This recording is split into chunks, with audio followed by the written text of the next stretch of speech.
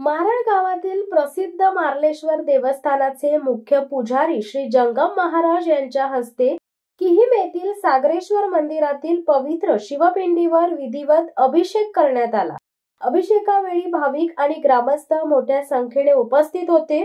मंत्रोच्चार आणि भक्तिभावपूर्ण वातावरणात हा धार्मिक विधी पार पडला। अभिषेकानंतर श्री जंगम महाराज यांनी किहिम मधील श्री चामुंडा देवी मंदिर व काळभैरव महाराज मंदिरालाही भेट देऊन दर्शन घेतले। या भेटी दरम्यान त्यांनी मंदिर परिसरातील व्यवस्थापन, देवस्थान समितीचे कार्य आणि गावकऱ्यांच्या सहभागाचे कौतुक केले। या कार्यक्रमात सुदेश सावंत, योगेश साळुंके, अभिजित महाले, दिनेश वर्तक, हरेश साळुंके, आत्माराम साळुंके आदी मान्यवर उपस्थित होते।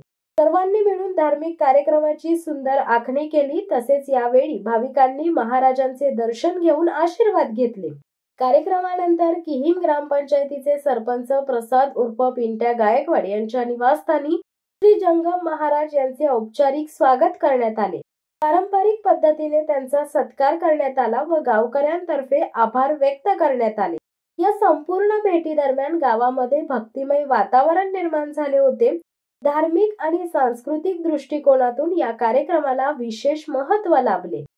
शिवसत्ता टाइम्ससाठी धनंजय कवटेकर, अलिबाग। दे धडक बेधडक वृत्त देणाऱ्या आपल्या शिवसत्ता टाइम्स न्यूज चॅनलला लाल बटन दाबून सबस्क्राईब करा आणि बेल आयकॉनला क्लिक करायला विसरू नका।